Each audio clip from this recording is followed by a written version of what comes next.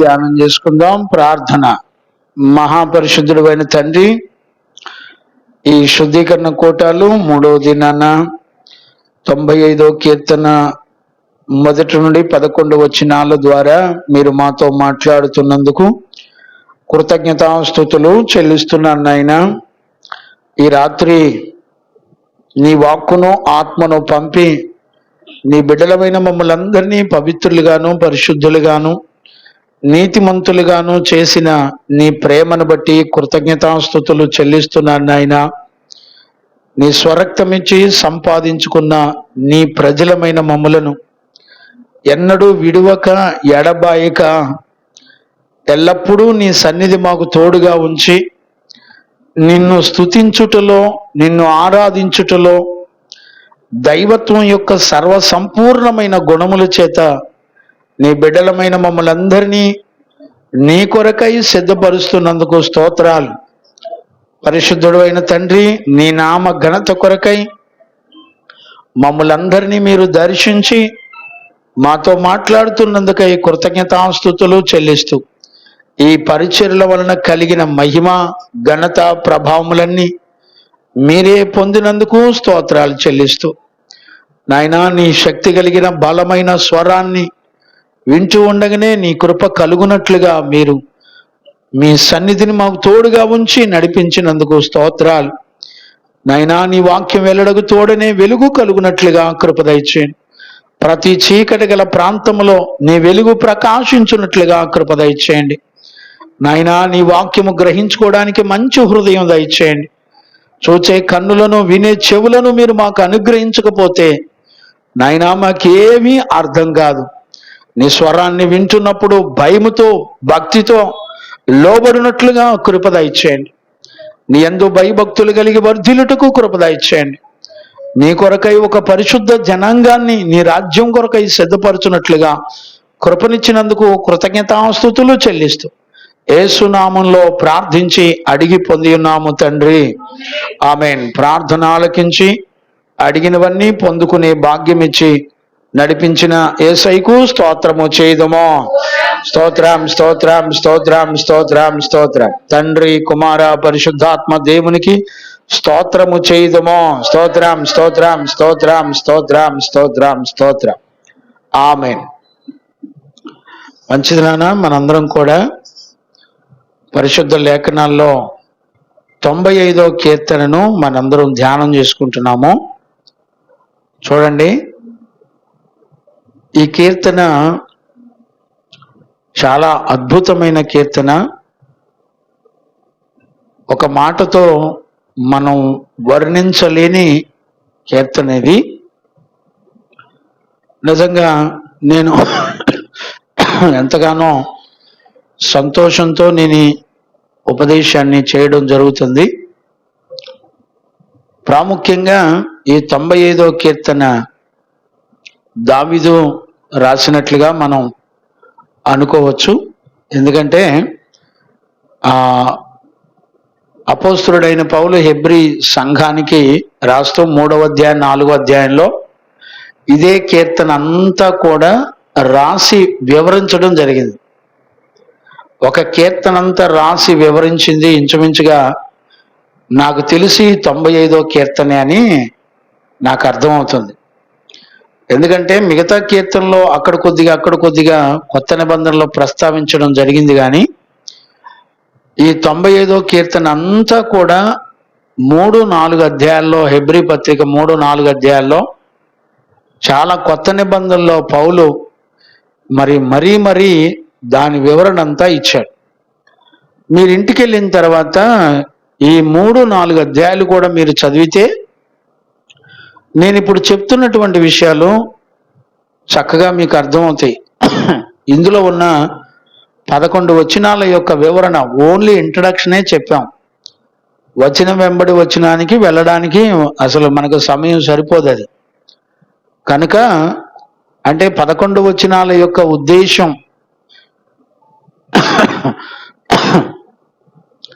దేవుడు ఉద్దేశించినటువంటి విషయాన్ని మనం చూసుకుంటూ వచ్చాం.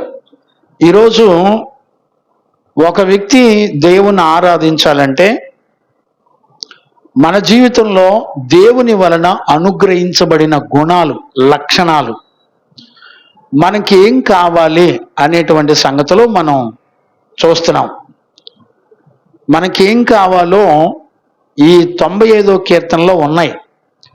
అంటే స్పష్టంగా అర్థం కానట్టుగానే ఉంటుంది, కానీ అన్నీ అందులోనే ఉన్నాయి. 11 వచనాల్లో 4 సంపూర్ణతలు రాయబడ్డాయి. ఇది ఎప్పటికీ కూడా మనం కలిగి ఉండాలి అని వాక్యం యొక్క ముఖ్య ఉద్దేశమై ఉంది. ఈరోజు మనం గమనించాల్సింది ఏంటంటే ఆ 4 లక్షణాలు ఏంటి. ఒక వ్యక్తి దేవుని యొద్దకు వచ్చినప్పుడు 4 గుణ లక్షణాలు మన దగ్గర ఉంటే ఆ వ్యక్తి దేవుని ఆరాధించగలడు, స్తుతించగలడు. అంతేకాకుండా ఆయన మాటకు విధేయత చూపించగలడు, వినయ విధేయతలతో లోబడగలడు. ఒకవేళ ఆ లక్షణాలు మన దగ్గర లేవనుకోండి, మనం ఎన్ని సంవత్సరాలు దేవుని ఆరాధించినా లేకపోతే స్తుతించినా ఒక నిష్ప్రయోజనమైపోయే పరిస్థితులు ఇక్కడ మనందరం చూడొచ్చు. నేనేమంటానంటే, ఏదైనా ఒక పని చేసేటప్పుడు ఆ పని గురించిన వివరణ అంతా తెలిసి మాట్లాడాలి.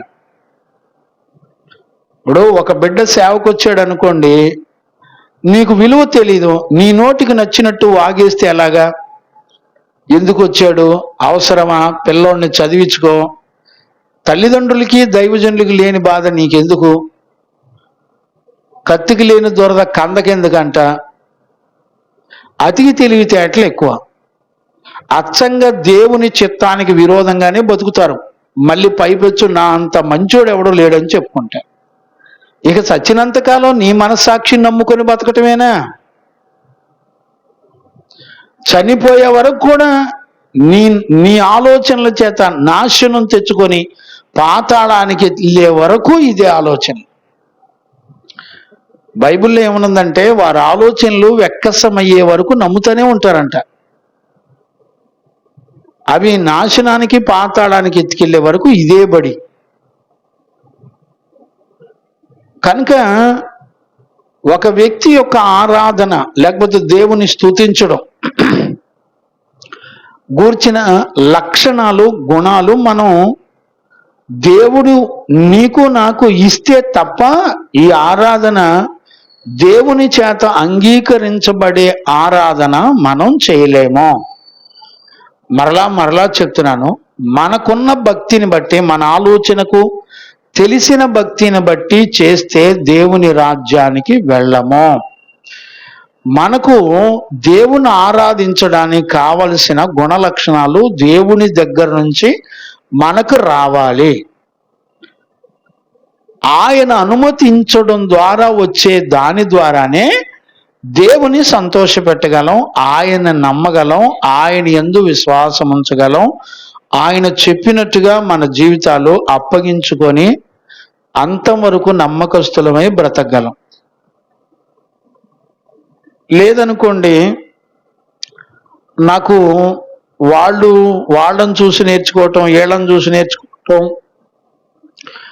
దేవుని వాక్యాన్ని చూసి అది నమ్మి నేర్చుకోవాలి. మరలా చెప్తున్నాను, దేవుని వాక్యాన్ని నమ్మి విశ్వసించి నేర్చుకోవాలి. ఈరోజు రాత్రి 4 రకాల సంపూర్ణమైన గుణాలను గురించి, లక్షణాలను గురించి, ఒక ఆరాధించే వ్యక్తికి దేవుడిచ్చే లక్షణాలను మనం పరిశుద్ధ లేఖనాల్లో చదువుకుందాం. మొదటి 95వ కీర్తన మొదటి 2 వచనాలు మనం చదువుకుందాం. రండి యెహోవాను గూర్చి ఉత్సాహ ధ్వని చేయుదము. చూడండి, యెహోవాను గూర్చి ఉత్సాహ ధ్వని చేయుదము. మన రక్షణ దుర్గమును బట్టి సంతోషగానము చేయుదము.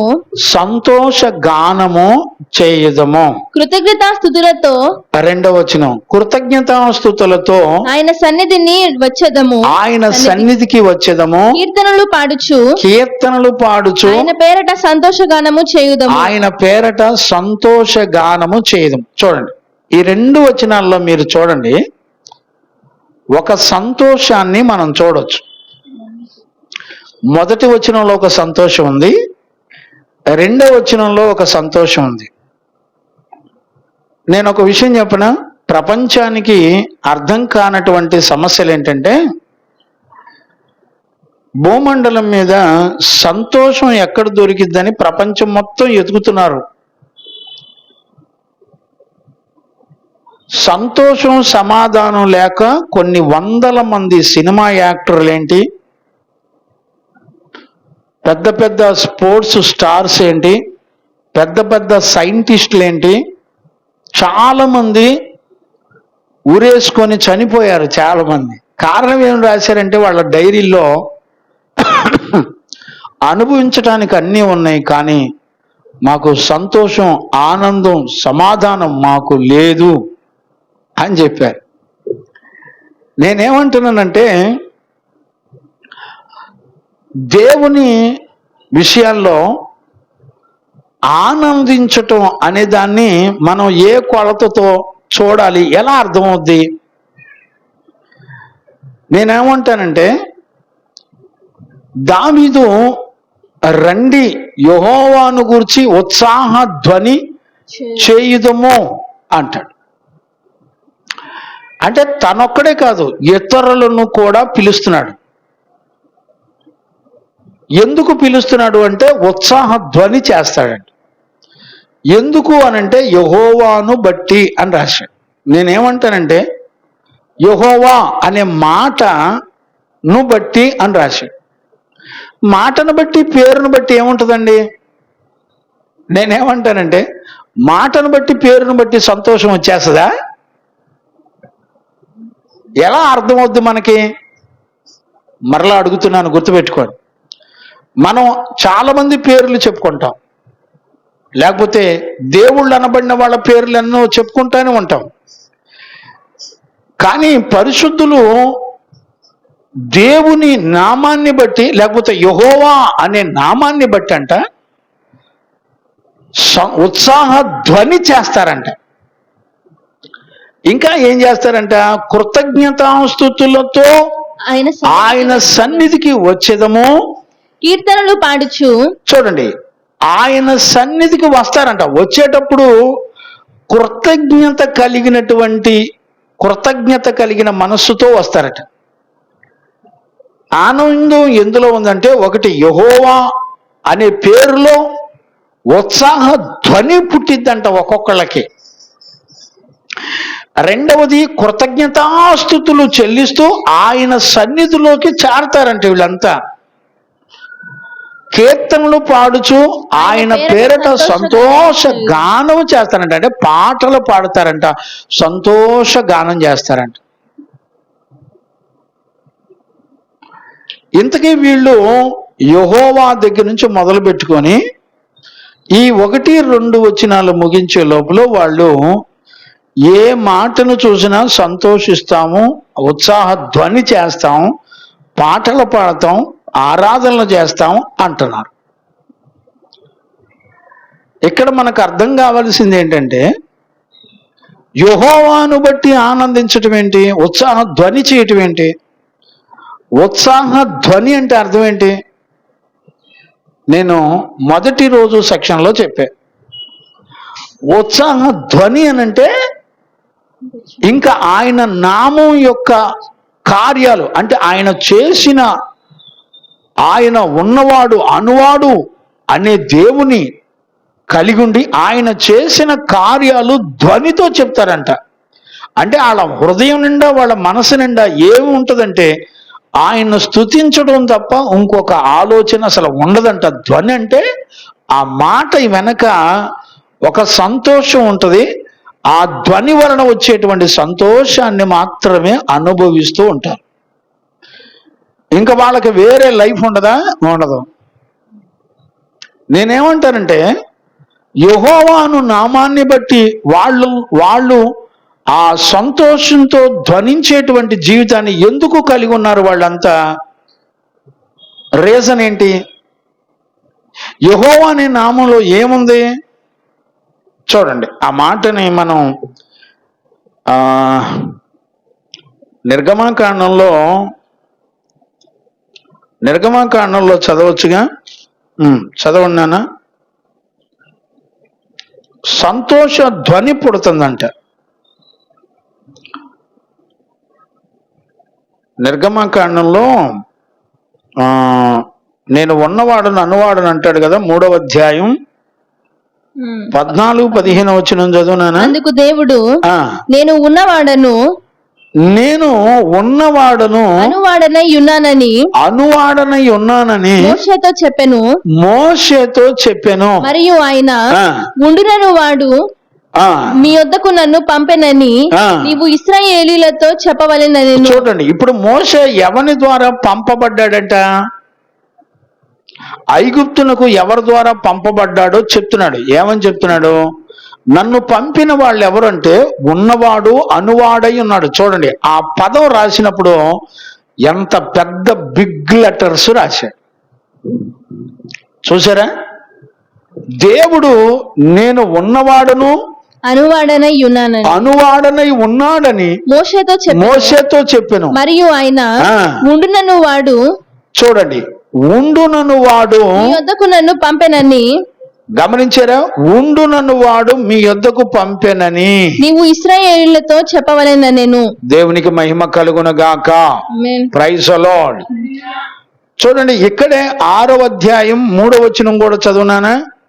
ఇక్కడే నిర్గమాకాండంలో 6వ అధ్యాయము 3వ వచనంలో నేను సర్వశక్తి గల దేవుడను. ఇప్పుడు చూడండి, పోనీ 2 నుంచి చదివినాను. మరియు దేవుడు మోషేతో ఇట్లనెను, నేనే యెహోవాను నేను సర్వశక్తి గల దేవుడను పేరున నేను సర్వశక్తి కలిగిన దేవుడను అను పేరున అబ్రహాము ఇస్సాకు యాకోబులు ప్రత్యక్షమైతిని గాని యెహోవా అను నా నామమున నేను వారికి తెలియబడలేదు.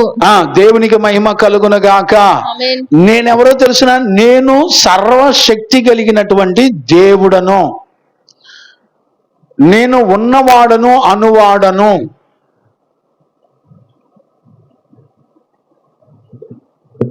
నేను ఉన్నవాడను అనువాడనంటే ప్రారంభం నేనే, ఆదియు నేనే, అంతము నేనే.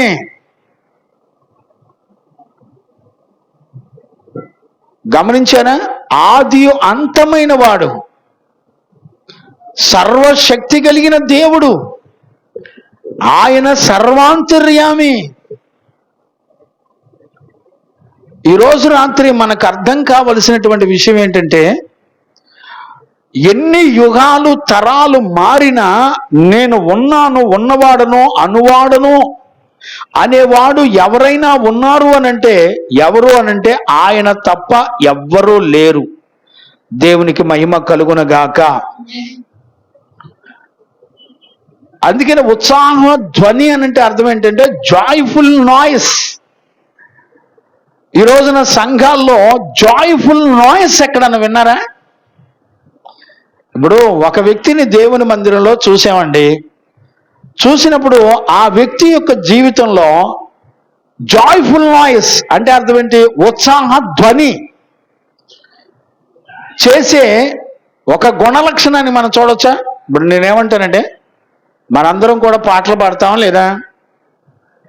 ఏండి, పాటలు పాడతామా లేదా? పాటలు పాడేటప్పుడు ఉత్సాహ ధ్వని నీలో పుట్టాలంట.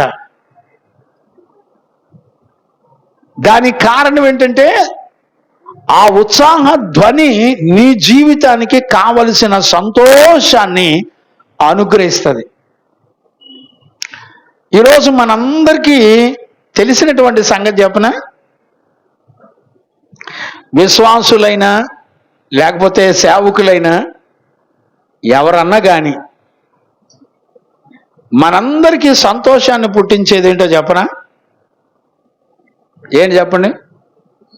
డబ్బులు వచ్చినాయి అనుకోండి, 10 కోట్ల ఆస్తి వచ్చింది అనుకోండి, 75 సంవత్సరాలు దగ్గర భయపడి వచ్చినటువంటి రాయప్ప గారైనా సరే డబ్బులు చూస్తే చచ్చిన శవం లేచినట్టుగా లేచిరారు. అవునా కాదా? అనంటే మన సంతోషం ఎక్కడుంది ఈ భూమండలం మీద అంటే ఎక్కడుందని చెప్పొచ్చు అంటే ధనంలో ఉంది. ఏ ధనంలో ఉందో తెలుసా మీకు? తెలియదు. అసలు ధనం అనే మాటకి బైబిల్లో అర్థం ఏం చెప్తుందో తెలుసా? తెలీదు. యేసు ప్రభు ఉపమానాలు చెప్తూ ఒక మాట చెప్పాడు. చూడండి, నేను ఒక మాట నేను జ్ఞాపకం చేస్తాను, చదవండి. మత్తయి సువార్తలో 13వ అధ్యాయం 44వ వచనాన్ని చదువుకుందాం. మత్తయి సువార్త. పరలోక రాజ్యము పొలములలో దాచబడిన ధనమును పోలి ఉన్నది. పొలములలో దాచబడిన ధనమును పోలి ఉన్నది. ఒక మనుషుడు దానిని కనుగొని దాచిపెట్టి అది దొరికిన సంతోషముతో వెళ్ళి తనకు కలిగినదంతయు అమ్మి ఆ పొలమును కొనును.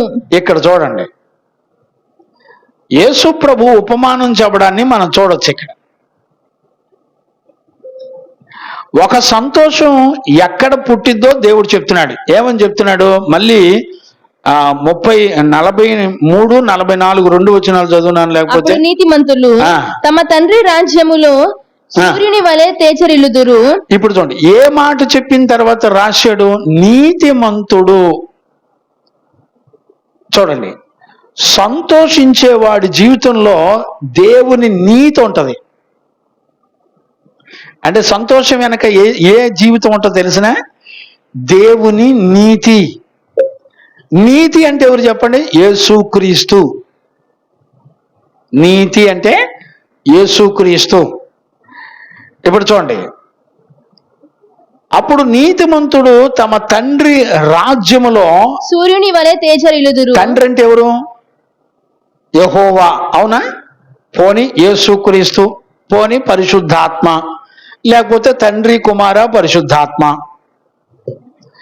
యెహోవా అనగానే యేసు అన్న, పరిశుద్ధాత్ముడు అన్న, యెహోవా అన్న ఒకటే, ఒకే ఒక్క దేవుడు. ఈ 3 నామాల్లో ఏ నామాన్ని నువ్వు ఉచ్చరించినా ఒకే ఒక్క దేవుడు.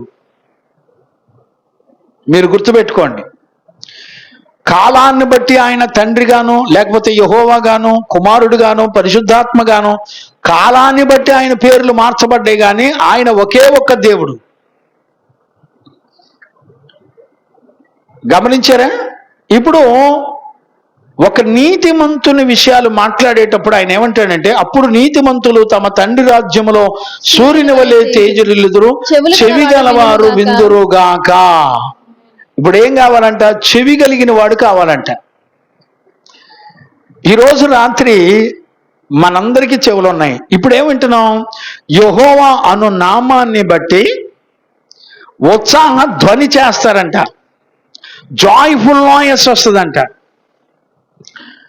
ఇప్పుడు జాయ్ఫుల్ నాయస్ అంటే ఏంటి?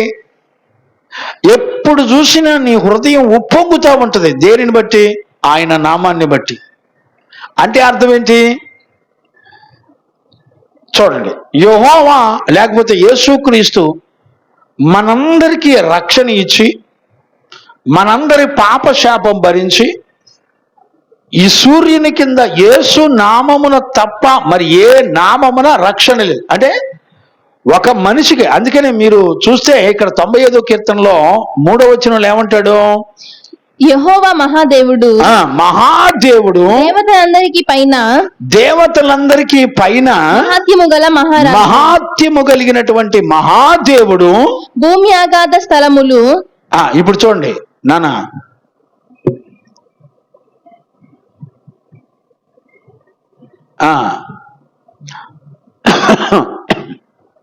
చదువున్నాను, చదువు. భూమి అగాధ స్థలములు, భూమి అగాధ స్థలములలో ఆయన చేతిలోనున్నవి. పర్వత కరములు ఆయనవే. సముద్రము ఆయనదే. ఆయన దాన్ని కలుగజేసెను. ఆయన హస్తములు భూమిని నిర్మించెను. ఆయన మన దేవుడు. చూడండి, 6వ వచనంలోకి వచ్చేపాటిగా ఆయన మన దేవుడు, మనము ఆయన పాలించు ప్రజలము, ఆయన మేపు గొర్రెలము. ఆయన పరిపాలన చేసే దేవుడు, మనందరినీ కూడా నడిపించే దేవుడు, కాపాడే దేవుడు. అక్కడ ఆ మొదటి వచనంలో రెండో లైన్లో ఏమన్నా రాయబడిందంటే మన రక్షణ దుర్గమును బట్టి సంతోషిస్తారట. చూడండి, అంటే ఇప్పుడు ఈ దేవుడు ఎవరంటే రక్షణ దుర్గము అని అంట. ఇప్పుడు యెహోవా అను నామంలో వీళ్ళు ఏం చూస్తున్నారు? ఒకటి, దేవుని నీతిని చూస్తున్నారు, ఆయన ఇచ్చిన రక్షణ చూస్తున్నారు, ఆయన దుర్గముగా ఉండి, దుర్గము అంటే అర్థం ఏంటి? దుర్గము అని అంటే శత్రు చేతిలో నుంచి విడిపించబడిన తర్వాత యుగ యుగాలు ఆయన మరెన్నడూ శత్రు నిన్ను ముట్టనీయకుండా భద్రపరిచే ప్రదేశాన్నే దుర్గము అంటారు. మరలా చెప్తున్నాను, జ్ఞానంగా అర్థం చేసుకో. దుర్గము అనంటే అర్థం ఏంటి తెలిసిన? శత్రు చేతిలో నుంచి నిన్ను విడిపించి రక్షించిన తర్వాత మరలా శత్రు చేతికి దొరకకుండా నిన్ను కాపాడి రక్షించగలిగింది ఏంటో తెలిసిన? భద్రపరచగలిగింది ఏంటో తెలిసిన? దుర్గము అని అంటాడు. దానినే పరలోక రాజ్యం అంటారు. అందుకనే పరలోక రాజ్యంలో దేవుడు తప్ప అక్కడ కన్నీరు ఉండదు, దుఃఖం ఉండదు, ఏడుపు ఉండదు, వేదన ఉండదు, ఏమీ ఉండవు. అంటే ఆయన నామం వెనక మనకు అనుగ్రహించబడేది ఏంటంటే దేవుని నీతి, రక్షణ, దుర్గము, నిత్య పరలోక రాజ్యము. అంటే వీళ్ళ ఆనందం వెనక కారణం ఏంటంటే ఇన్ని లక్షణాలు ఉన్నాయి. అంటే దేవుని వలన ఇన్ని కార్యాలు జరుగుతాయని చెప్పి వాళ్ళు నమ్ముతున్నారు. నేనంటాను, నీ ఆనందానికి కారణాలు ఇవేనండి.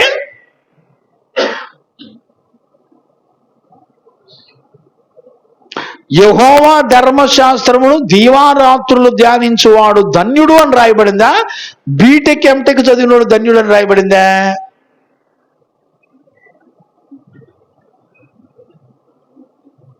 ఏమండి? ఇప్పుడు నేనేమంటానంటే, ఆరాధించడానికి ఒక అర్హతను బైబిల్ చదివితే దేవుడు మాట్లాడితే నీకు తెలిసిద్దా? లేకపోతే లోకంలోకి వెళ్ళి డిగ్రీలు చదివితే నీకు తెలుసుదా? దేవుని నీతిని వెరుగుంటే పరలోకం వెళ్తావా? ఆయన ఇచ్చిన రక్షణ, ఆయన ఇచ్చిన రక్షణలో ఉన్న ఆనందం నీకు తెలిస్తే పరలోకం వెళ్తావా? ఎప్పుడు వెళ్తావు నువ్వు? ఎలా వెళ్తావు దేవుని రాజ్యానికి నువ్వు? ఈరోజు రాత్రి నేనేమంటానంటే, దేవుని గురించినటువంటి జ్ఞానం 4 కార్యాల్లో ఒకటి, దేవుని యందు విస్తారమైన ఆయన కార్యాల పట్ల విస్తారమైన సంతోషం కలిగిన వాడు నెంబర్ 1. నెంబర్ 2, దేవుని గురించినటువంటి సంపూర్ణమైన జ్ఞానాన్ని ఎరిగున్నవాడు. నెంబర్ 3, వినయ విధేయతలు, వినయము కలిగినటువంటి సంపూర్ణమైన జీవితం చేసినవాడు. 4వది, ఆయన మాట పట్ల విధేయత చూపించినవాడు. నేను ఈ 4 గుణాల్లో ఈ 95వ కీర్తన 11 వచనాలు మొత్తం అందులో ఉన్నాయండి. 4 గుణాల్లో ఉన్నాయి. ఈ 11 వచనాల యొక్క సంపూర్ణత అంతా 4 గుణాల్లో ఉన్నాయండి. అంటే ఇప్పుడు నేనేమంటానంటే, ఆయన నామము వలన నీకు కలిగిన రక్షణను బట్టి ఆనందిస్తూ ఉండాలి. ఆయన నీకు అనుగ్రహించిన తన నీతిని బట్టి ఆనందించాలి. ఆయన నీకు అనుగ్రహించిన దుర్గము అంటే భద్రపరిచి, ఆయన తన వాక్కును నీకిచ్చి ఎక్కడా చెదిరిపోకుండా, శత్రు జాడలకు దొరకకుండా ఆయన తన వాక్కు ద్వారా నిన్ను నన్ను భద్రపరిచి కాపాడాడు. అంతేకాదు, ఆయన సన్నిధికి వెళ్ళేటప్పుడు చూడండి ఆ మాట, కృతజ్ఞతాస్తుతులతో. కృతజ్ఞత అంటే నీకు దేవుడు చేసిన మేలులన్నిటిని బట్టి కృతజ్ఞతాస్తుతులు చెల్లించుచు ఏం చేయాలంట? ఆయన సన్నిధికి వచ్చేదము. అంటే ఒకళ్ళు కాదు, ఇద్దరు కాదు, అనేకులు తీసుకొని వస్తాడంట. వచ్చేదము, కీర్తనలు పాడుచు ఆయన పేరట సంతోష గానము చేయుడి. నేను అంటాను, ఒక పాట పాడితే నీ హృదయానికి సంతోషం కలుగుతుందా అండి? ఇప్పుడు మనందరము ఇక్కడ ఏమంటాడంటే వచ్చేదము అంటున్నాడు, రండి అని పిలుస్తున్నాడు. ఎందుకు పిలుస్తున్నాడు? యెహోవా నామములో నీకు రక్షణ ఆనందం ఉంది, యెహోవా నామములో నీకు నీతి ఉంది, యెహోవా నామములో నీకు భద్రత ఉంది, యెహోవా నామములో నీకు సంతోషం ఉంది. వీటిల్లో అనేకుల్ని రండి అని పిలుస్తున్నారంట, తమకు తాము వచ్చేదము అంటున్నాడు. మనం ఎవరినన్నా పిలిచామనుకోండి, అయ్యా ప్రార్థనకు రండయ్యా, మనం యెహోవా యందు ఆనందించి ఉత్సాహించేదము రండయ్యా అని పిలిస్తే వస్తారండి? అసలు మనం పిలుస్తామా?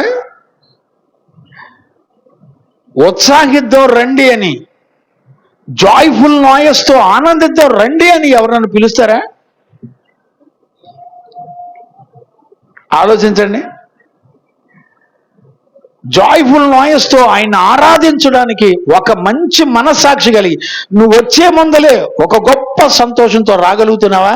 రావట్లేదంటే నీకింతవరకు ఆయన నామం గురించిన సంగతులు, ఆయన నామాన్ని ద్వారా నీకు అనుగ్రహించబడిన సంగతుల యొక్క విలువ నీకు ఇంతవరకు అర్థం కాలేదు అని అర్థం.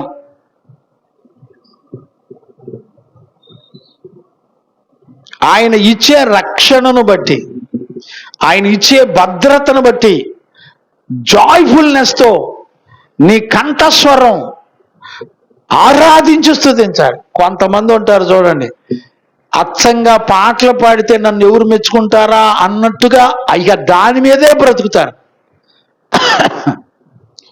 నువ్వు నీ పిల్లలు, కుటుంబం, సంఘం, మీరు మందిరానికి ఎందుకు వెళ్తున్నారంటే మా పిల్లలు మంచి సింగర్లండి, మేము మంచి సింగర్లం అండి, మా అబ్బాయి వాయిద్యాలు వాయిస్తాడండి. ఫస్ట్ రోజు చెప్పాను కదా, భక్తిహీనులు చక్కటి వాయిద్యాలు వాయిస్తారంట, ఒక్క నిమిషంలోనే పోయి పాతాళంలో కూర్చుంటారంట. వీళ్ళ సంతోషం దేన్ని బట్టి ఉంటుందో తెలిసిన, నేను పాటలు పాడితే నా పేరు గొప్పగా చెప్పుకుంటారు. ఇక్కడ ఒక భక్తుడు, పరిశుద్ధులు దేవుని ఆరాధించడానికి వాళ్ళు ఏం కోరుకున్నారంటే, ఎప్పటికీ తరతరాలలో ఉన్నవాడు, అనువాడు,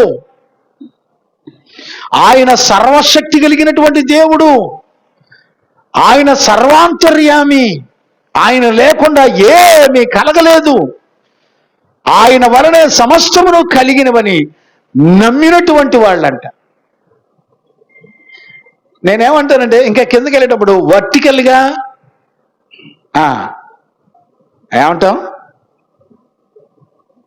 అదే అడ్డంగా నిలువుగా అంటాం మనం తెలుగు భాషలో, ఆరిజాంటల్, అంతేగా. వర్టికల్, ఆరిజాంటల్. ఆరిజాంటల్ అంటే ఇదేనా?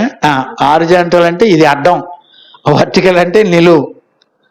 ఈ భూమి ఆకాశాలు నిలువు ఎత్తు ఏది ఉన్నా అది ఆయన వలనే కలిగినాయి. చూడండి ఆ మాట మనం చదువు. భూమి అగాధ స్థలము 4 3-4 నుంచి చదువునా. యెహోవా మహాదేవుడు, దేవతలందరికీ పైన మహత్యము కలిగినటువంటి మహారాజు. భూమి అగాధ స్థలములు, ఇప్పుడు చూడండి, భూమి అగాధ స్థలములు అంటే నిలువుగా ఆయన చేతిలోనున్నవి, ఆయన చేతిలో ఉన్నవి. పర్వత శిఖరములు,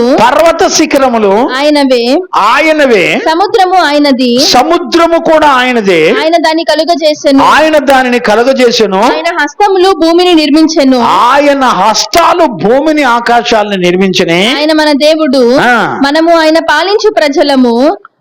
ఆయన మన దేవుడు, ఆయన పరిపాలించు ఆయన ప్రజలము. నేనేమంటానంటే, ఇటు భూమి మీద ఉన్న వర్టికల్ గా కానివ్వండి, హారిజంటల్ గా కానివ్వండి, అంటే నిలువుగా కానివ్వండి, అడ్డంగా కానివ్వండి, ఎంత విశాలమైందో ఎవరైనా గుర్తుపట్టగలరండి?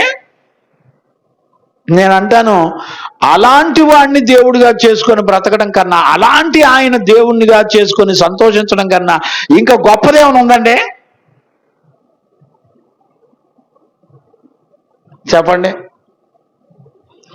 ఆయన మేపు గొర్రెలము, ఆయన పాలించు. ఎవరు నిన్ను పాలించేది? చూడండి, నిలువెత్తు ఇటు భూమి గాని ఆకాశమే గాని అగాధ కోపమే గాని, ఇటు అడ్డం అంటే వర్టికల్ అంటే చూడండి అడ్డంగా ఎంత పెద్దదో, ఎంత విశాలమైందో, ఈ ప్రపంచం ఎంత విశాలమైందో. ముగింపు ఎక్కడో ఇంతవరకు ఎవరికి అర్థం కాలేదండి. నేనంటాను, అలాంటి దేవుని యందు ఆనందించడం కన్నా ఇంకా గొప్పదేమని ఉందండి? ఇప్పుడు నేను అడుగుతున్నాను, ఇప్పుడు ఈ వాక్యంలో ఉన్నటువంటి ఆధారాలను బట్టి మన హృదయం దేవుని ఆనందించి ఆయన్ని బట్టి ఆనందించగలుగుతుందా?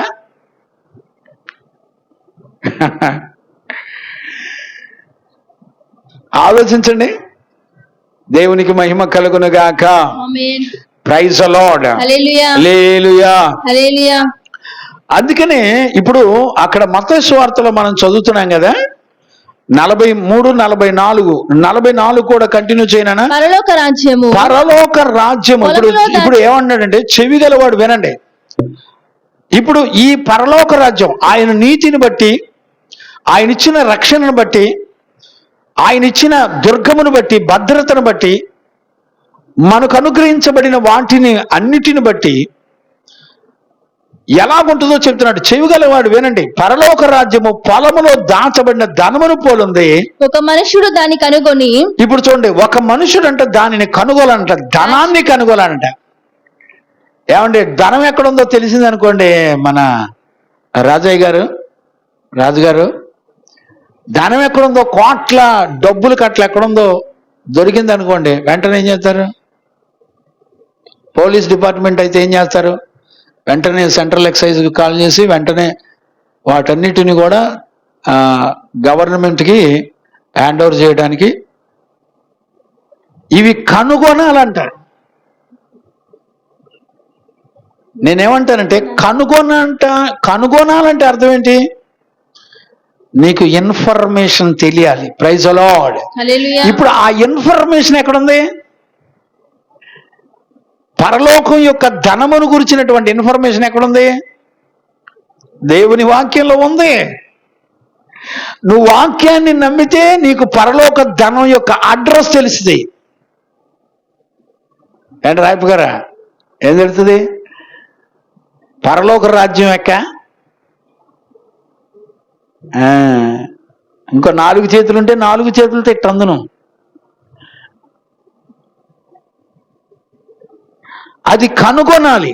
కనుగొని దానిని దాచిపెట్టి అది దొరికిన సంతోషముతో వెళ్ళి తనకు కలిగినదంతయు అమ్మి ఏం చేయాలంట? నీకు కలిగింది మొత్తం విడిచిపెట్టేసేయాలంట. ఆ పొలమును కొనును. నీకు కలిగింది మొత్తం, ఈ సంతోషాన్ని సంపాదించుకోవడానికి నీకు కలిగిందంతా నష్టపరుచుకునే జ్ఞానం ఉండాలంట. ఈ అనుభవం ఎవరు చూపించారు మనకి చెప్పండి? బైబిల్లో ఎవరు చూపించారు? అపోస్తులు చూపించారు. ప్రభునందు ఆనందించడానికి నీ కలిగినవన్నీ నష్టపరుచుకొని పరలోక ధనాన్ని కొనుక్కోవాలంట. దాని అడ్రస్ ఎక్కడ ఉంటుంది? దేవుని వాక్యంలో దొరుకుతుంది.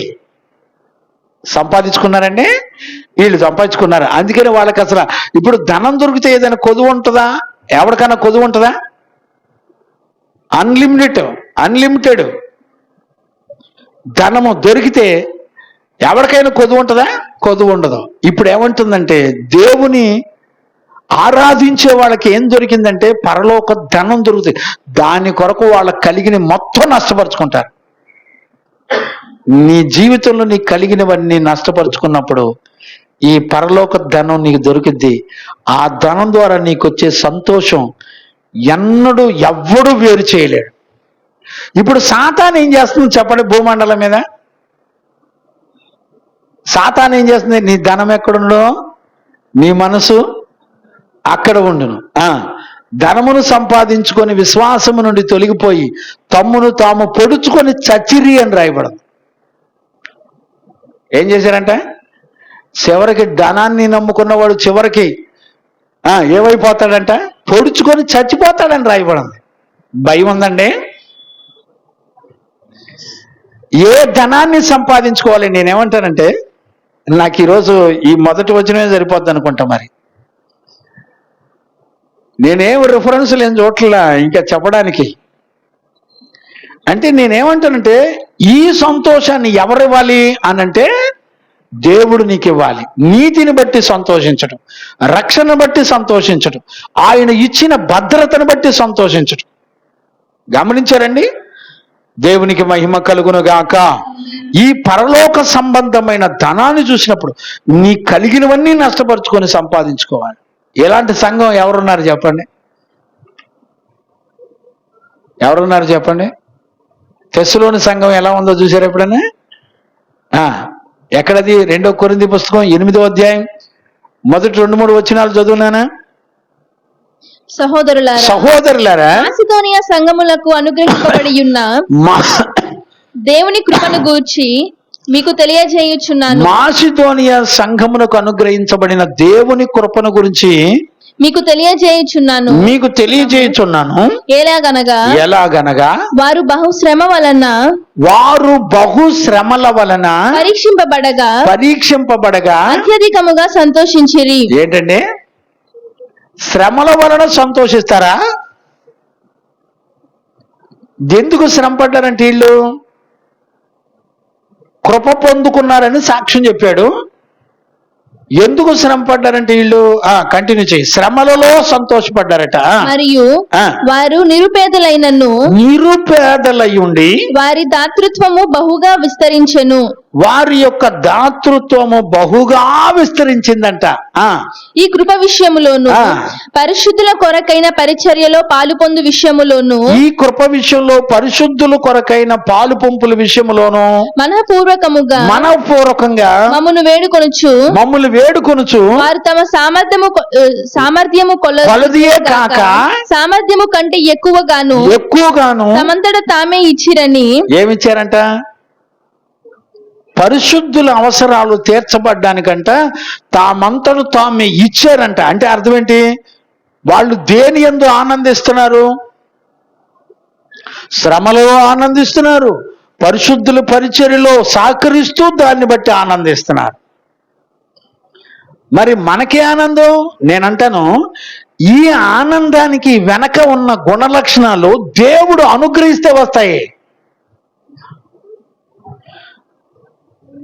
నేను సేవ కొరకు సమర్పించుకున్నప్పుడు, నాకు కలిగినవన్నీ నష్టపరుచుకుంటున్నప్పుడు, ఆ శ్రమలో ఉన్న వాళ్ళని ప్రేమించి ఇచ్చేస్తున్నప్పుడు ప్రపంచం అంతా ముందల మా ఇంట్లో వాళ్ళే వీడికి మెంటలు వచ్చింది పనికిరాదన్నారు. కానీ విశేషం ఏంటో చెప్పనా? యెహోవాను నామాన్ని బట్టి ఆనందించేవాడి జీవితంలో ఈ జీవితం ఉంటుంది. ఇప్పుడు మనకి ఈ జీవితం ఉందండి. నీ పిల్లలు గట్టిగా బైబిల్ని దీవారాత్రులు ధ్యానం చేసి దేవుని వాక్యం నేర్చుకోవాలి అనంటే ఆ వాక్యమందు ఆనందించే వాళ్ళు ఎవరైనా ఉన్నారా? వాడు పెరిగి పెద్దోడై, గాలోడై, చెడ్డోడై, అన్యాయస్తుడై దేవుని మర్చిపోయి తిరిగితే ఆనందపడతారు. అప్పుడు అంటారు, ఏం చేస్తాంలేండి మా కర్మ. నిన్న ఒక ఆయన నాకు ఫోన్ చేసి ఏడుతున్నాడు. అర్థమైందండి? అయ్యా, పిల్లలు పెద్దోళ్ళు అయిన తర్వాత వాళ్ళని బట్టి నేను మహా దుఃఖంతో ఏడుస్తున్నానయ్యా. నేనన్నాను, ఏడుపు కారణం నువ్వే, పనికి మాలినోడా, దరిద్రుడా నువ్వే అన్నా. ఏని ఎందుకు అని పనికి మాలినోడు? బాల్యదినంలో వాడికి నేర్పవలసినది నేర్పలా, దేవుని గురించిన సంగతులు నేర్పలా. నేర్పితే పెద్దోడైనప్పుడు తప్పిపోడని వాక్యం చెబుతుంది, అది నమ్మలా. వీడికి వాక్యమందు ఆనందించడంలో వాడికి సంతోషం ఉండదు. మరి దేని యందు? ఆస్తి సంపాదించి, వెండి బంగారాలు సంపాదించి, క్షయమైపోయే వస్తువులు సంపాదించి వాటి యందు ఆనందపడే వాళ్ళు ఉన్నారు.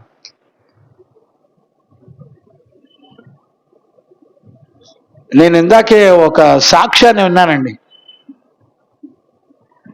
అంటే జాకీ చైన్ గురించి కూడా విన్నాను. మీకు తెలుసా జాకీ చైన్ గురించి? వినలేదా? అది డూబ్ అంటలేండి, అందుకని చెప్పట్లే. తర్వాత ఎవరో అన్నారులే, నాకు తెలియదు.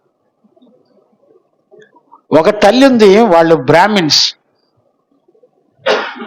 వాళ్ళు రక్షించబడ్డారు, మారు మనసు పొందారు ఆ కుటుంబం. వాళ్ళ పిల్లలు రక్షించబడ్డా దగ్గర దగ్గర వాళ్ళకి కొన్ని వందల కోట్ల ఆస్తి ఉందంటండి. చాలా ఆస్తి పరులట. విషయం చెప్పనా, వాళ్ళు తమ ఆస్తి తదనంతరం వాళ్ళ పిల్లలకి ఒక్క మారు మనసు లేనోడికి ఒక్క పైసా కూడా ఇవ్వద్దని రాసి, ఇదంతా కూడా దేవుని నమ్మిన పరిశుద్ధుల అవసరాలు తీర్చబడ్డానికి వాడబడాలని మొత్తం వందల కోట్ల రూపాయల ఆస్తిని నిర్దాక్షిణ్యంగా రాసి ఇచ్చేశారంటండి. నీకెక్కడ సంతోషం ఉంటుందో తెలిసిన, పరిశుద్ధుల అవసరాలు తీర్చు. నీ జీవితం మొత్తం నువ్వు నీ పిల్లలు అనుభవించడమే సరిపోద్ది. బైక్ కొన్నావు అనుకోండి, కారు కొన్నావు అనుకోండి, దైవజనులకి ఇస్తారా? మా నాన్నగారు ఇక్కడే ఉన్నాడు. మొదటి 3 నెలలు మా నాన్నగారికి మొట్టమొదటి నేను బైక్ కొన్నప్పుడు 3 నెలలు మొట్టమొదట మందిరానికి ఇచ్చేసా, బండిని పాస్టర్ గారికి ఇచ్చేసా, రాయనపాడు పాలరాజయ్య గారికి ఇచ్చేసా. అవునండి, ఆఫీసులో కారు ఇస్తే అట్నుంచటే దైవజనులు ఎక్కడికన్నా వెళ్ళాలంటే అట్నుంచటే కారు పంపించేసేవాడిని ఆఫీసు నుంచి. దైవజనులకు ఉపయోగపడాలని నేను కారు బైక్ ఇచ్చేసి నేను నడుచుకుంటూ వెళ్ళేవాడిని అండి. ఎన్నోసార్లు మా నాన్న పైనుంచి కిందకు తిట్టేవాడు. ఆళ్ళేళ్ళకి బండిచ్చి నువ్వు నడుచుకుంటూ వెళ్తున్నావు, సిగ్గులేదురా అనేవాడు మా నాన్న. అర్థమైందండి? నీతిమంతుల అవసరాలకు ఇస్తారండి. నువ్వు, నీ పిల్లలు, నీ కుటుంబం, నీ చుట్టాలు, బంధువులు, ఇక వీళ్ళు అనుభవించడమే సరిపోద్ది నీ జీవితం మొత్తం. నీతిమంతులకు స్వతంత్రత ఇచ్చేవడనా? అయ్యగారు ఇదిగో నా దగ్గర వెహికల్ ఉంది, మీకు అవసరానికి వాడుకోండి అంటారు ఎప్పుడన్నా? ఇదంట దేవుని కృప పొంది శ్రమ పడుతూ, చూడండి, పరిశుద్ధులకు మేలు చేసి వాళ్ళ అవసరాలు తీర్చి వీళ్ళు తిప్పలు పడతారట, వీళ్ళు బాధపడతారు, శ్రమ పడుతూ ఆనందిస్తారట. మరి పరిశుద్ధ జీవ గ్రంథంలో ఎక్కడ దొరికింది వాళ్ళకి ఆనందం? ఇదేం ఆనందం?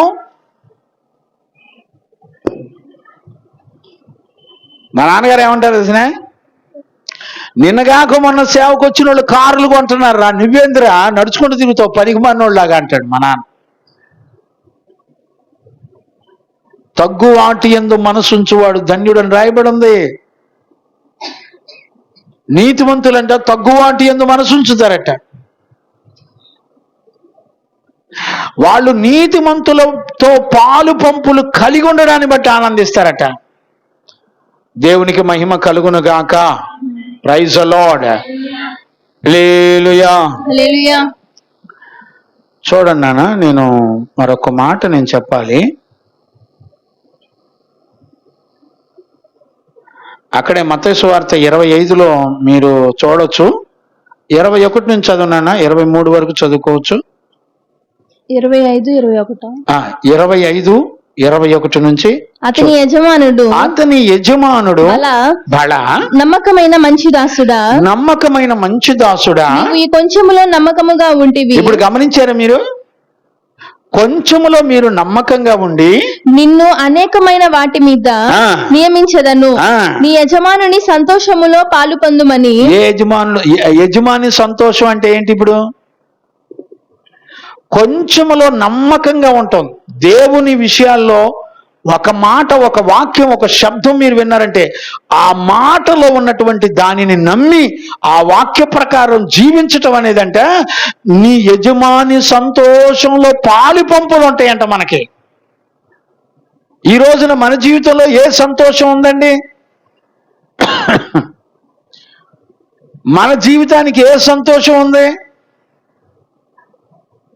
ఎండాకాలం సెలవులు కదా, పిల్లల్ని అయ్యా పంపించండి, కాస్త వాక్యం నేర్చుకుంటారు, కాస్త ప్రార్థన నేర్చుకుంటారు అని వాక్యం చూపించి ఈ ప్రార్థనకి మిమ్మల్ని పిలిచేది ఇదిగో ఈ వాక్యాన్ని బట్టి అని చూపించానండి. ఆ వాక్యాన్ని చూపించి బిడ్డలారా మీరు అర్థం చేసుకోండి అన్నాను, అంతేనండి. అంతే. ఇక నాకు ఫోన్ లేదు, కమ్యూనికేషన్ లేదు, మీట్లోకి రావటం లేదు, మానేశారంటే కంప్లీట్గా. వీళ్ళకి ఆనందం దేన్ని బట్టి? వాడి వయసు వస్తుంటే వాడు ఎంక చూసి ఆనందపడతా ఉంటారు. వాడి పర్సనాలిటీ, వాడి హైటు, వెయిటు, రంగు, రుచి, వాసన ఇవన్నీ చూసి ఇక వీడికి మెలికిలు తిరుగుతూ ఉంటాడు. ఈ ఆనందం, మా అమ్మాయి చూడు, మా అబ్బాయి చూడు ఎంత ఎర్రగొన్నాడో, మా ఓడి చూడు ఎంత తోలు ఎర్రగొందో అండి.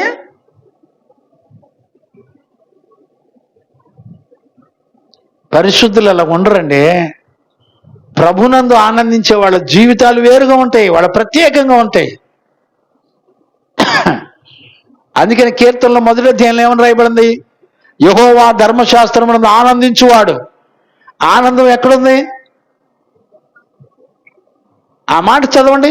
యెహోవా ధర్మశాస్త్రమునందు ఆనందించువాడు, దివారాత్రము దానిని ధ్యానించువాడు ధన్యుడు. దివారాత్రులు ధ్యానించువాడు ధన్యుడు. ఇంకా వేరే పని లేదా? లేదా. ఒక వ్యక్తికి ఆనందం, సంతోషం ఎక్కడ దొరుకుతుందో తెలిసిన? భూత భవిష్యత్తు వర్తమాన కాలాల్లో భూమండలం మీద జరగబోయే సంపూర్ణత అంతా తెలుసుకునే జీవము గల దేవుని వాక్యము ధ్యానించి ఆనందించేవాడు ధన్యుడండి.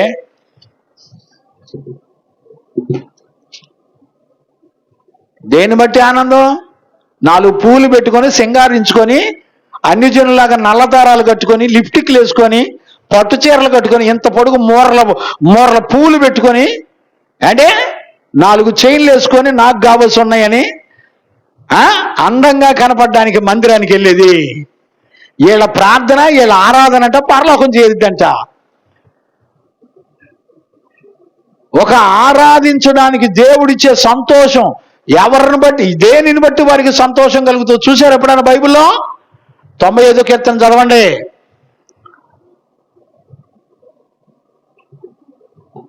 చూసేవాళ్ళు ఎవరన్నా ఉన్నారా? గుర్తుపట్టేవాళ్ళు ఎవరన్నా ఉన్నారా? చెప్పండి. ఇలాగ ఆనందించడానికంటే పిలుస్తాడంట, రండి మనందరూ వెళ్ళి ఆయనకు ఉత్సాహగానం చేద్దాం రండి అని పిలుచుకుంటారంటే. అంటే వాళ్ళు ఒక్కళ్ళే పోరు, వాళ్ళతో పాటు అనేకులకి ఈ ఆనందం, సంతోషం కావాలని కోరుకుంటారంట. ఇప్పుడు నేను అడుగుతున్నాను ప్రశ్న, ఈ ఆనందం మన దగ్గర ఉందంటే? దారిలో ఎవడికన్నా అయ్యో ప్రభునందు మనం ఆనందితో రండిని ఒక్కనన్నా పిలుతా మనం?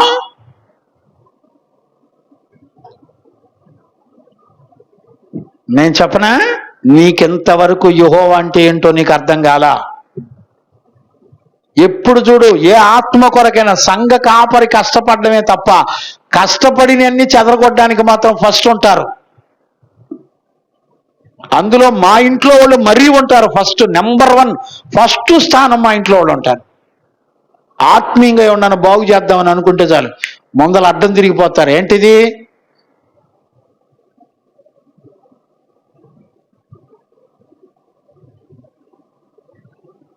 గుర్తుపడుతున్నారా? భయం ఉందంటారా? ప్రభునందు ఆనందించడం అంటే ఏమన్నా అర్థమవుద్దా? కొంచెంలో నమ్మకంగా ఉండాలంట. నమ్మకంగా ఉంటే నీ యజమాని యొక్క సంతోషంలో నీకు కూడా పాలు పంపులు వచ్చేస్తాయి. షేర్ చేస్తాడు ఆయన. ఏంటండి జీవితాలు అసలు? ఎంత వివరిస్తే అర్థమైందంటారు? దేవునికి మహిమ కలుగును గాక. Praise the lord. Hallelujah. Right, చూడండి నాన్న.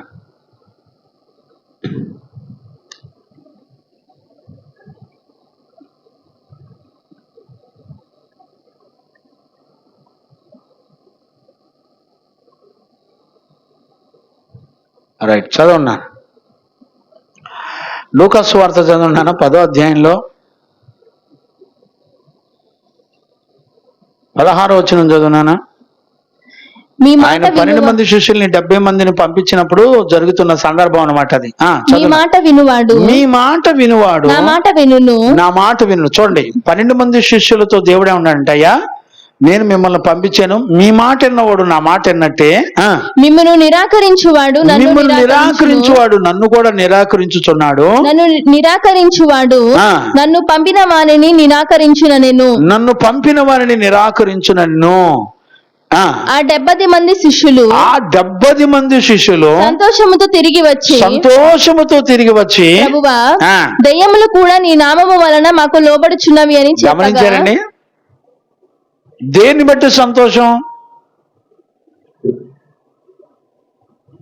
దెయ్యములు అంటే చీకటి రాజ్యం యొక్క అధికారం. ఇదిగో ఈ 12 మంది శిష్యులు ఆ రాజ్యంలో, సాతాను యొక్క రాజ్యంలో ఉన్న వారిని విడిపిస్తున్నప్పుడంట 12 మంది శిష్యులకి గొప్ప సంతోషం కలిగిందంటండి. నేనంటాను, నీ జీవితంలో ఒక వ్యక్తికి సువార్త చెప్పి అతనిని రక్షణ మార్గంలో నడిపించిన సంతోషం మనకుందండి. ఒక్క వ్యక్తి నిన్ను బట్టి సంపూర్ణంగా రక్షించబడి వాక్యము విత్తితే బతుకు మార్చుకొని నడిపించబడిన వాడు ఉన్నారంటారా? ఏం చెప్పుకుందాం మనం? ఏం ముచ్చట్లు చెప్పుకుందాం? ఏ సంతోషం మన జీవితంలో ఉంది?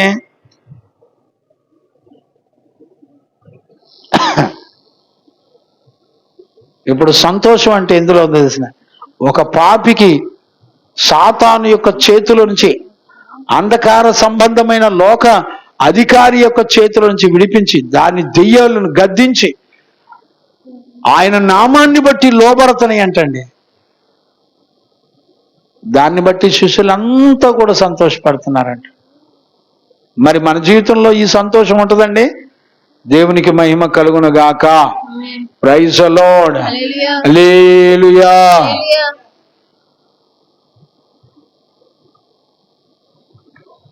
చదవన్నాను, మరొక మాట నేను జ్ఞాపకం చేస్తాను.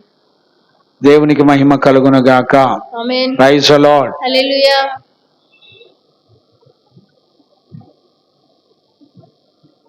చదవన్నాను 13వ అధ్యాయంలో చదవన్నాను. అపోస్తుల కార్యాలు 13వ అధ్యాయం 47, 48 రెండు చదువుతారు, లేకపోతే ఏలయనగా నీవు భూదిగంతముల వరకు రక్షణార్థముగా ఉండునట్లుగా అన్యజనులకు వెలుగుగా ఉంచి ఉన్నాను అని ప్రభువు మాకు ఆజ్ఞాపించినని. అన్యజనులకు వెలుగుగా ఉన్నారంట వీళ్ళంతా కూడా. ప్రభువు మాకు ఆజ్ఞాపించనని అన్యజనులు ఆ మాట విని. ఏ మాట విని? అపోస్తులను అన్యజనులకు వెలుగుగా ఉంచెనన్న మాట వినండి. ఏమన్నారు? సంతోషించి దేవుని వాక్యమును మహిమపరిచిరి మరియు నిత్య జీవమునకు నిర్ణయించబడిన వారందరూ కూడా విశ్వసించిరి. సంతోషం ఎవరికి ఉంటుంది? ప్రభు వాక్యము ద్వారా దేవుడు నీతో మాట్లాడి, ఈ వాక్యము చీకటి గల ప్రదేశాల్లో ఎక్కడెక్కడ చీకటి తలంపులు ఉన్నాయో, ఎక్కడెక్కడ నరాల్లో, కండరాలు, తలంపుల్లో, ఊహల్లో, ప్రవర్తనలో, క్రియల్లో ఎక్కడెక్కడ చీకటి బ్రతుకులు ఉన్నాయో అక్కడక్కడ వాక్యము ప్రకాశించినప్పుడు ఆనందపడుతున్నావంటే, సంతోషపడుతున్నావా? వాక్యమును బట్టి ఆనందపడితే, పరిశుద్ధులను బట్టి నువ్వు ఆనందపడితే నువ్వు నిత్య జీవం కొరకు నిర్ణయించబడిన వాడు అని వాక్యం చెప్తుంది. ఏమండి? ఒక దైవజనుడు నీకు నీ పిల్లలకు వాక్యం చెప్తే సంతోషపడతావా? ముచ్చట్లు చెప్పమానండి బిడ్డలారా. మన ఊహ కందదండి. వాళ్ళ సంతోషాలకు కారణం అనేకమైనవి ఉన్నాయి. నేనేమంటానంటే, ఈ సంతోషం మనలో లేకుండా నువ్వు వెళ్ళి ఎన్ని గంటలు ఆరాధించి స్తుతించినా నీ ప్రార్థన దేవుని యొద్దకు చేరదో. రెండో పాయింట్, నాకు సమయం లేదు, టకటక చెప్తాను వినండి. దేవుని గురించినటువంటి జ్ఞానం కలిగి ఉండాలి. ఇప్పుడు జ్ఞానం అంటే ఏంటి చెప్పండి? జ్ఞానం అంటే ఏంటి? ఈ 95వ కీర్తనలో 1 నుంచి 7 వచనాలు ఉన్న విషయాలు మొత్తం జ్ఞానమేనండి. అసలు ఎక్కువ మాట్లాడితే ఈ జీవ గ్రంథంలో, బైబిల్ గ్రంథంలో ఉన్నటువంటి ప్రతి మాట దేవుని గురించినటువంటి జ్ఞానానికి సంబంధించిన మాటే. ఎలా గుర్తుపడతావు చెప్పు? తెలివి లేని వాడికి తెలివి కలిగించిద్దంట జ్ఞానం. బుద్ధి లేని వాడికి బుద్ధి కలిగించిద్దట. ఎందులో నువ్వు బలహీనుడువో అందులో నిన్ను యోగ్యునిగా చేసేది జ్ఞానం అండి. దైవ జ్ఞానం ఒక్కటే మనిషిని యోగ్యునిగా చేసేది, దైవ జ్ఞానం ఒకటే. మీకు కావాలంటే సామెతల పుస్తకం 1వ అధ్యాయం చదువుకోండి. 1వ అధ్యాయం మొత్తం చదువుకోండి. ఊరికే ఒక్క అధ్యాయం చూడండి చాలు. పోనీ 1-2 మాటలు చదువున్నాను, లేకపోతే మీకు అర్థం కావట్లేదు. కుమారుడును ఇశ్రాయేలు రాజునైన సొలొమోను సామెతలు జ్ఞానమును ఉపదేశమును అభ్యసించుటకును, జ్ఞానమును ఉపదేశమును అభ్యసించుటకును, వివేక సల్లాపములను గ్రహించుటకును. చూడండి, జ్ఞానమును ఉపదేశాన్ని అభ్యసించాలంట. అభ్యసించడం అంటే ఏంటి చెప్పండి? అభ్యసించడం అంటే ఏంటి? వెళ్ళి నేర్చుకోవాలి. ఇప్పుడు ఇస్సాకు ఏం చేస్తున్నాడు? ఇస్సాకు ఏం చేస్తున్నాడంటే,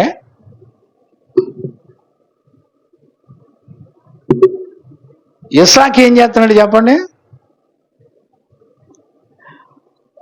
అభ్యాసం చేస్తున్నాడు. దేని గురించి? దేవుని గురించినటువంటి జ్ఞానం. ఆయన జ్ఞానం ఎందులో నిన్ను సంతోషపడేటట్టు చేస్తుంది? ఆయన జ్ఞానం నీకేమిస్తుంది?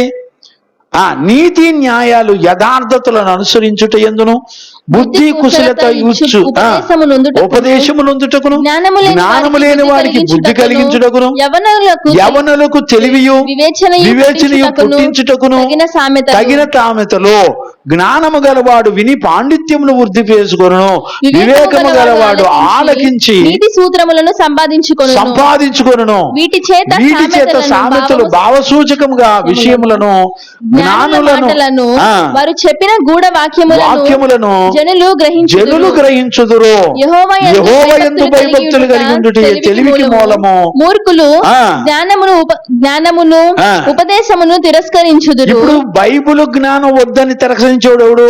మూర్ఖుడు.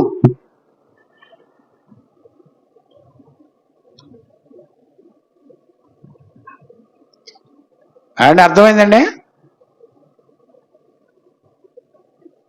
ఏం అనలేక నోరు మూసుకొని కూర్చుంటున్నానండి. బరి తెగించి ఏండి మీకు నిజం చెప్పనా, ఈ లేఖనాల్లో ఉన్న జ్ఞానం నేర్పడానికి బిడ్డలను సిద్ధపరచు. అంటే ఏ తల్లిదండ్రులు ఇష్టపడరులేండి. ఒకవేళ ఇష్టపడిన నుండి చెడగొట్టడానికి ఎంతమంది ఉంటారు తెలిసిన? ఏంటి అయ్యగారికి ఏం పని పాటలేదు. ఇప్పుడు నేను పిలుచుకొని ఏం నేర్పుతున్నావు? దేవుని కూర్చుని. అంటే యవ్వనస్తులకి తెలివి జ్ఞానం నేర్పుద్దట, బాలులకు తెలివి జ్ఞానం నేర్పుద్దంట, వివేకం నేర్పిద్దంట, దేవుని నీతి యథార్థతలు నేర్పుతుందంట. అబ్రహాము తన పిల్లలకు నీతి న్యాయములను నేర్పించాడని రాయబడింది. దేవుడే సాక్ష్యం ఇస్తున్నాడు. తన పిల్లలకి దేవుని నీతి న్యాయాలు కట్టడం నేర్పించాడంట. అందుకని విశ్వాసులకు తండ్రి అయ్యాడు. నేను చెప్పనా, వినటం వల్ల ఒక 10% నీకు అర్థమైద్దేమో, కానీ ఇతరులకు బోధించి ఈ జ్ఞానాన్ని 100% నీకు అర్థమవుద్ది. వినటం వలన కొంత, ఎవరైనా చెబితే వినటం వలన కొంత, రకరకాలుగా ఉండొచ్చేమో, కానీ నువ్వు ఇదే జ్ఞానాన్ని ఇతరులకు బోధించు, 100% మనిషికి అర్థమవుద్ది. నీకు బైబిల్ లేఖనాలు ఏమని తెలిసిన? హోషేయ పుస్తకం 4వ అధ్యాయం చదవండి, మీకు నేను చూపిస్తాను. 4వ అధ్యాయం 6వ వచనం చదవండి. హోషేయ పుస్తకం 4వ అధ్యాయం 6వ వచనం చదవండి.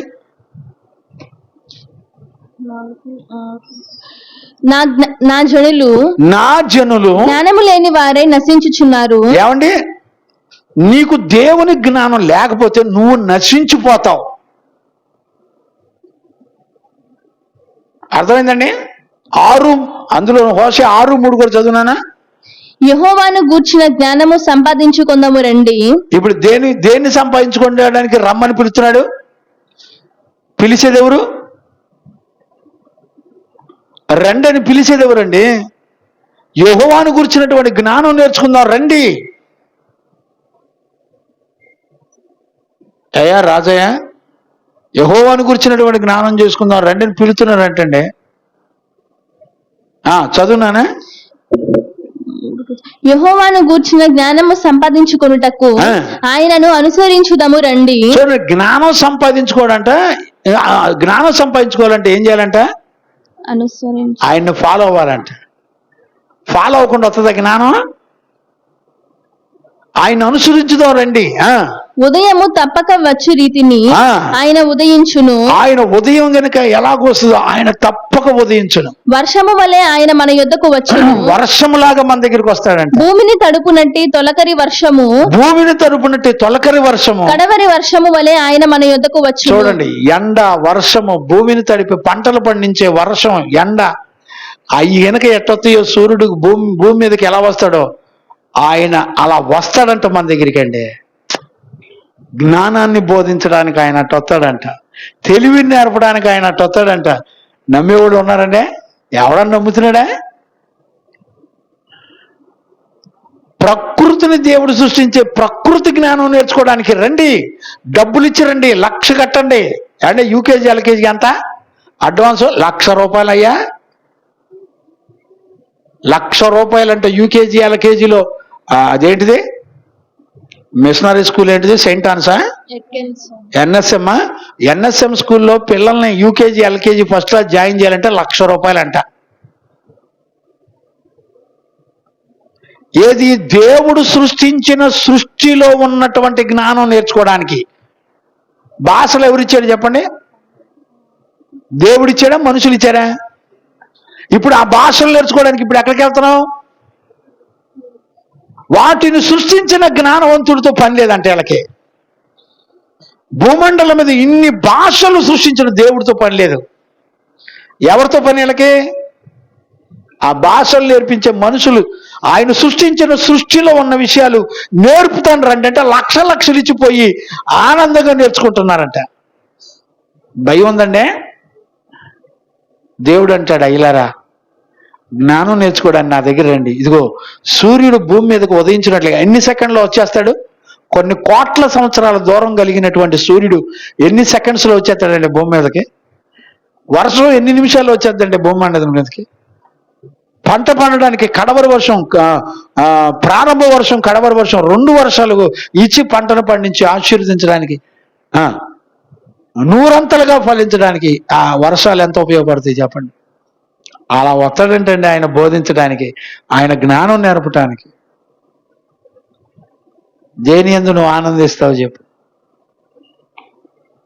అండి? మొదటి అధ్యాయంలో ఒక మాట చదువునానా? 21 చదువుతా. 22 చదువు. 22 చదువు. మొదటి అధ్యాయం 22. సామెతలు మొదటి అధ్యాయం 22. ఎట్లనగా జ్ఞానము లేని వారులారా మీరెన్నాళ్ళు జ్ఞానము లేని వారుగా ఉందురు. అపహాసకులారా మీరెన్నాళ్ళు జ్ఞానమును ఎన్నాళ్ళు అసహ్యము చేయుచు ఆనందింతురు. బుద్ధిహీనులారా ఎన్నాళ్ళు జ్ఞానమును జ్ఞానాన్ని అసహించుకుంటారు. నా గద్దింపు విని తిరగండి, ఆలకించండి. నా ఆత్మను మీ మీద కుమ్మరిస్తాను, నా ఉపదేశం మీకు తెలియజేస్తాను. నేను పిలవగా మీరు వినకపోతే. అంటే జ్ఞానం నేర్చుకోవడానికి పిలిచేది దేవుడా నేనా? నా ఆత్మనిస్తాను, నా ఉపదేశం నేను చేస్తాను రండి అని పిలిచే దేవుడా నేనా? జ్ఞానం లేకపోతే నశించిపోతున్నారని వాక్యం చెప్తుంది. ఎవడికి అర్థమైంది? ప్రజలందరూ ఎందుకు నశించిపోతారంటే దేవుని జ్ఞానం లేక నశించిపోతున్నారు. ఈ రోజున పిల్లలు బీటెక్లు ఎంటెక్లు చదివి ఎవరెవరినో లవ్ చేసి పోయి ఏం చేస్తున్నారు? లవ్ చేసిన పిల్లల్ని చంపి ముక్కలు నరికి పారేస్తున్నారండి. కన్నతల్లి 14 సంవత్సరాల పిల్ల ట్రైన్లో పాపం చేయడానికి అడ్డమని బిడ్డను తీసుకెళ్లి గొంతు పిసికి చంపేసిందండి బాత్రూంలో. తెలంగాణలో జరిగింది, మన తెలంగాణలో జరిగిన విషయాలు ఇవన్నీ అంటే. మళ్ళీ వీళ్ళంతా చదువుకొని గొప్ప ఉద్యోగాలు చేసేవాళ్ళే. పాపం చేయడానికి పిల్లలు అడ్డమని పేక బిసుకు చంపేశారండి.